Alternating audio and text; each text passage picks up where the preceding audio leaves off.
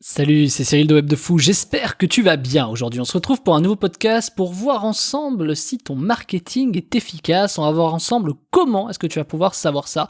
On va tout aborder et je vais t'expliquer vraiment des astuces pour voir s'il est efficace et comment l'améliorer. Avant ça, tu connais le truc, tu cliques sur le bouton s'abonner. Tu as dans la description, il y a un lien, ça s'appelle Rejoins mes contacts privés. Tu cliques dessus, tu mets ton email et tous les matins, tu reçois un podcast à forte valeur ajoutée avec des informations qui vont changer ta vie et ton business, crois-moi. Ok. Avant ça, il y a également un autre lien dans la description qui s'appelle le groupe Telegram. Sur ce groupe Telegram, je partage ma vie à Dubaï, je partage mes business, je partage même mes bilans, des fois je l'ai fait récemment, je partage tout en fait, toute ma R&D, tout, je vais même faire peut-être passer une salariée à l'écoute en podcast dans ce Telegram, on va voir ça. Donc vraiment, il y a d'autres choses, il y a un autre monde là-bas, on est quelques centaines et je t'invite vraiment à nous rejoindre tout de suite. Tu cliques sur le lien, c'est le groupe Telegram et puis tu as toute la communauté Web de Fou là-bas. Allez, on y va pour le podcast. Bon, comment est-ce qu'on décèle que son marketing est efficace ? Il y a des gens qui vont te dire, bah c'est simple, tu regardes les statistiques en fait. Ah oui, ok, merci. Oui, parce que évidemment, à partir du moment où tu as des bonnes stats, bah il te suffit juste d'ajuster quoi. Alors factuellement, c'est vrai, sur le principe fondamental, c'est vrai. Le problème, c'est que toi, les stats, c'est un peu le truc compliqué quoi. C'est-à-dire, tu sais pas vraiment comment est-ce que tu peux améliorer ces statistiques. T'as pas forcément les solutions. C'est facile d'analyser, de dire ok là ça marche pas. D'ailleurs, est-ce que c'est vraiment vrai ? Est-ce que là où ça marche vraiment pas ? Est-ce que c'est pas parce qu'il y a une erreur ? Je vais te raconter une petite histoire. Moi, un jour, j'ai fait une formation. C'était il y a longtemps. J'ai fait une formation, je l'avais vendue sur WordPress, etc. Et sur un site qui s'appelait Web Revenu à l'époque. Et un jour, j'avais claqué pas mal de budget pub et tout, je comprenais pas, ça faisait pas de vente. Du coup, je commence à couper mes pubs, je dis ok, tu sais, c'était le jour où j'avais en fait lancé plusieurs nouvelles pubs. Et ça faisait pas de vente. J'ai dit merde et tout, je comprends pas, je crois que j'ai claqué 150 ou 200 balles sur la journée et je m'étais dit, c'est pas normal, je devrais au moins avoir fait une vente quoi. Tu vois, déjà, je savais que j'aurais dû avoir fait une vente. Et je me dis, bon, c'est quand même bizarre cette histoire, ça doit être mes nouvelles pubs, je les coupe. Je relance les anciennes qui marchaient, tu sais, par oh là là, c'est bon, celles-là vont remarcher. Deuxième jour, 200 balles. Troisième jour, 400 balles. J'ai dit, bon, j'ai cramé 600 balles, j'ai pas fait de vente, on va peut-être se calmer, Coco. Ok. Puis là, je me dis, c'est quand même bizarre cette histoire. J'ai tout vérifié ce week-end, ça a marché, je comprends pas, parce que à chaque fois que je modifie un truc, je vérifie quand même, ça c'est petit conseil quand même bien gentil, quand tu modifies quelque chose, va toujours vérifier. Donc ça, il y avait tout qui était bon, etc., je comprenais pas. Du coup, j'ai coupé les pubs, j'ai dit, mais c'est pas possible et tout. Je crois que j'ai passé un jour de plus, où j'avais coupé toutes mes pubs et je suis allé regarder. Tu sais, c'était quoi le problème ? C'est qu'il fallait faire la mise à jour de Stripe pour WooCommerce. En gros, je te la fais simple. J'avais le processeur de paiement Stripe qui nécessitait une mise à jour et le plugin qui me permettait d'encaisser me disait pas qu'il y avait une mise à jour. Du coup, c'est en allant sur Stripe où ils m'ont dit « Hey, faut faire la mise à jour ». Horrible. Je suis sûr que ça arrivait à je sais pas combien de personnes, ça. Horrible. Du coup, moi, ça m'a vacciné sur WordPress, WooCommerce, etc. Horrible. J'ai claqué 600 balles alors qu'en fait, ça marchait, juste les gens n'arrivaient pas à acheter. Ce qui veut fondamentalement dire plusieurs choses. Déjà, j'ai perdu au moins 1000 balles parce que déjà, j'aurais pu encaisser de l'argent, même peut-être 2000 balles. Mais également autre chose, c'est que en plus, les gens ne m'ont pas dit, hey, j'arrive pas à payer. Ils s'en battent les roubignoles, quoi. Donc, du coup, putain, emmerdé. Ça m'a appris un truc simple, c'est, ok, si t'as un problème de paiement, etc., contacte-moi en automatique, tu vois. Aujourd'hui, par exemple, quand tu essaies de charger Stripe ou que tu as un problème, tu peux mettre des mails automatiques. Ok, tu as eu un problème de paiement, viens, dis-moi si tu as eu un problème, explique-moi, etc.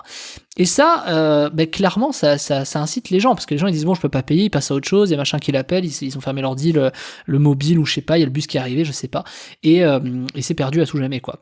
Si en plus t'as pas capté l'email, etc., c'est foutu quoi. Pour te dire quoi, que les stats c'est beau, mais il faut toujours les mettre dans des contextes. Donc le marketing avant tout c'est une question de contexte. Tu peux analyser toutes les étapes que tu veux, je vais te donner un truc. Tu veux savoir qu'un truc fonctionne bien, il faut à peu près 1000 de trafic, tu vois. Bon, déjà, à 500 de trafic, tu le sais. Donc, 1000 de trafic, tu sais si ton truc fonctionne. C'est-à-dire, sur 1000 clics, je sais pas, ou 1000 personnes sur ta page de vente, ou je sais pas, tu sais à peu près à combien en moyenne ça convertit. Ensuite, faut analyser ces étapes, tu vois. Donc, les étapes, c'est très simple. T'as une landing page, donc une page de capture, une page de vente, une page de commande. Ensuite, t'as la page de confirmation de commande / upsell. Downsell, c'est si la personne refuse l'upsell, et peut-être un deuxième upsell et ensuite la page de remerciement. Ça, c'est le tunnel de base, tout simplement, qui marche très bien, il n'y a pas trop à réinventer la roue.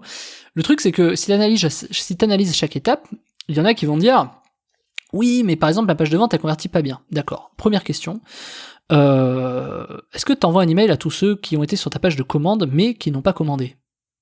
Ah oui, mais non, en fait, parce que tu comprends, là, avec l'outil, je peux pas. Ok, déjà, tu le fais pas. Ensuite, est-ce que sur ta page de vente, tu peux peut-être renvoyer à ceux qui ont vu ta page de vente, qui ont passé plus de, je sais pas, 3 minutes dessus, 4 minutes, tu vois, je sais pas, ça dépend combien ta page elle est longue ou pas, mais ceux qui ont passé 75% de temps sur la page, demande-leur pourquoi est-ce qu'ils ont pas acheté. Ah ouais, mais non, parce que... Ok. Ensuite, ta landing page, t'as peut-être donc ta page où t'as des gens qui déposent leur email. Je sais pas, si t'as 10 personnes sur 100 ou 30 personnes sur 100 qui déposent, ok. Et les 70 autres, en fait. Ah oui, mais parce qu'en fait, je sais pas. Ok. Ensuite, t'as ceux qui achètent. Ok, le mec a acheté, donc page de capture, page de vente, page de commande. Ok, la personne a acheté, super. Mais elle a pas pris l'upsell, elle a pas pris le deuxième produit derrière. Pourquoi? Ah ben je sais pas, mais t'as pensé à leur demander? Ouais, mais en fait, il faut... T'as vu, tu vois où j'en viens ou pas? C'est-à-dire qu'en fait, déjà, c'est clair que tu peux analyser les stats de partout et te dire c'est bien, etc. Mais si t'oublies juste la moitié des choses à faire au milieu, tes stats, elles sont déjà biaisées, quoi. Obligatoirement. Obligatoirement. Si par exemple tu fais pas de relance email, tu perds, je crois que la relance email, enfin je crois, non, j'en suis sûr, la relance email c'est 40% de ventes en plus. Attention, si tu fais 3 ventes, 40%, ça veut donc dire une vente en plus, on est d'accord. Si tu fais 100 ventes, ça peut vouloir dire, enfin ça veut dire 40 ventes en plus. Le remarketing, c'est 40% de ventes en plus en général. Un remarketing bien fait, avec des séquences email, des paniers abandonnés. Je te donne même un petit tips. Que nous on avait tenté à une époque, qui marche très très bien sur de l'e-commerce. Alors après c'est jusqu'où t'as envie de te faire chier ou pas, là je bascule de sujet complètement paradoxal, mais passons. C'est que du coup, plutôt que de faire une relance de panier abandonné par email, fais-le par téléphone. Paye un call center pour ça, les call centers sont payés en général en charge variable, etc. Donc ça va dépendre du nombre de personnes qui appellent et tout. C'est pertinent de le faire par appel. Et je t'invite vraiment à le faire, vraiment. Je t'invite vraiment à le faire, parce que ça convertit encore mieux. Donc en vérité, ça veut pas dire que mieux, après c'est à toi de voir si on parle de 10 000 euros ou de 200 euros, tu vois, mais dans l'idée, en tout cas, ça fait toujours mieux, mais même factuellement, ça fait mieux. Donc c'est sûr que si tu analyses tes statistiques et que tu penses que avec pragmatisme, que bah oui, mais là, c'est parce qu'il faut changer le copywriting, tu vois, là, l'élément, tu vois, j'aurais dû mettre une flèche rouge, non mais arrête-toi de suite, quoi, c'est de la merde, c'est pas vrai, en fait. C'est pas une question de flèche rouge, hein, qu'on se le dise, hein, on s'en fout complètement, tu vois. Le problème, c'est que on a l'impression que c'est ça, parce que t'écoutes les marketeurs, ils te disent que oui, machin. Le truc, c'est que tu mets pas les actions. Et le vrai marketing efficace, c'est le marketing, je te dirai jamais assez, je le redirai encore pendant des années, c'est le marketing comportemental. J'espère, imprime-toi ça, tu vois, tatoue-le, un marketing comportemental, tu le tatoues sur ton bras, et tu vois ce qui se passe. Le marketing comportemental, c'est ok, qu'est-ce que j'ai fait comme action? Est-ce que j'ai été jusqu'au bout de la page? Est-ce que j'ai été jusqu'au bout de la démarche? Est-ce qu'on m'a relancé? Si on m'a relancé, est-ce que j'ai accepté, refusé? Et si j'ai refusé, est-ce que je vais accepter autre chose ou non? Pourquoi? Comment? Tous ces trucs-là, ça paraît compliqué dit comme ça, et ça paraît compliqué. Mais quand tu prends 1 heure par jour pour essayer de traiter ça, tu vas voir qu'au bout d'une semaine, t'as tout traité en fait. Donc c'est pas si compliqué. Le truc c'est que peut-être qu'aujourd'hui tu fais, je sais pas, tu mets peut-être 100 balles et tu fais peut-être 300, alors que si tu mettais tout ça, bah tu ferais peut-être 1000 en fait. Mais juste tu t'en rends pas compte, non? Qu'est-ce que tu vas faire? Tu vas essayer de travailler ta pub, essayer de capter plus de personnes. Tu vois, on essaie toujours de travailler nos pubs plutôt que de travailler tout simplement le contexte et le marketing qui va autour. Pourtant ça paraît évident, tu vois ce que je te dis. Mais bon, je sais pas, il y en a apparemment, c'est pas le cas. Donc, le problème en général, c'est que après, une fois que tu as fait tout ça, bah, une fois que tu as une stat, une fois que tu crois en tout cas à certains trucs, hein, bah, tu vas faire de l'A/B testing, tu vois, tu vas tester différentes pages, différentes pubs, différents machins. Bon, voilà. Ça paraît simple en fait au bout du bout, ça l'est, hein, mais est-ce que c'est aussi simple? Le problème en général, si tu veux, il est pas là. C'est qu'une fois que tu as fait 10 pubs, une fois que tu as fait 4 séquences email, à un moment donné, c'est le manque d'idées, quoi. C'est à un moment donné, tu sais plus quel angle attaquer, comment faire, quoi faire, tu vois. Et en fait, tu fais un truc pour une certaine raison, tu vois, comme une page, par exemple, une page de vente, une séquence, tiens, je vais faire une séquence pour les paniers abandonnés, ok. Mais après, quand tu dois en faire 5, pour 5 produits différents, moi, par exemple, je fais une formation par semaine, imagine si je devais faire des séquences email pour chaque. Et franchement, il faudrait le faire. Si j'analyse, j'ai des tunnels qui sont beaucoup moins bons que d'autres, les pages de vente sont mieux travaillées que d'autres, il y a des trucs qui devraient être mieux faits que d'autres, etc. Le mieux est l'ennemi du bien, mais bon, il y a des fois, il faut savoir aussi aller vers le mieux. Mais le problème, c'est quand tu dois en faire, tu sais, t'imagines, tu dois faire une séquence à chaque comportement. Tu vois, tout ce que je te dis là, je te dis, ça prend une semaine. T'imagines si derrière, pour chaque produit, je devais faire ça, bah, t'es foutu. Ou pas. Ou pas si, par exemple, tu prends une petite heure quand t'as dans le vide pour le faire de temps en temps, tu vois. Le problème, c'est qu'au bout de 3, 4, 5, 10, 20, c'est un peu comme quand tu fais des kits email. Moi, j'ai des équipes qui font beaucoup de kits email par jour. Je veux dire, mais même au bout de 3 jours, ils ont déjà plus d'idées. Donc, ils sont obligés d'avoir des idées, avoir des process pour imaginer des choses, etc., tu vois. Donc, comment tu fais après? Ben, après, t'es out, en fait. Tu manques d'idées, de temps. Après, c'est long, c'est compliqué. Tu sais pas comment faire.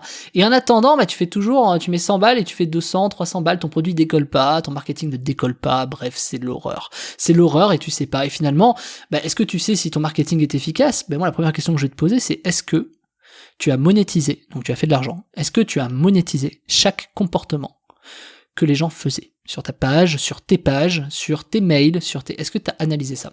Quand tu auras analysé ça, à partir de là, tu pourras te poser des questions à dire ok, peut-être que ma page de vente, elle est pourrie. Évidemment qu'une page de vente bien travaillée va faire beaucoup plus de ventes, mais en aucun cas, une super page de vente va t'aider à vendre, mais en aucun cas, c'est une absolue nécessité pour vendre ou pour faire de l'argent. Il y en a qui ont des pages de vente qui sont moyennes et qui font 1000 balles de marge, 2000 balles de marge par mois, mais leurs pages, elles sont moyennes, mais ça fonctionne.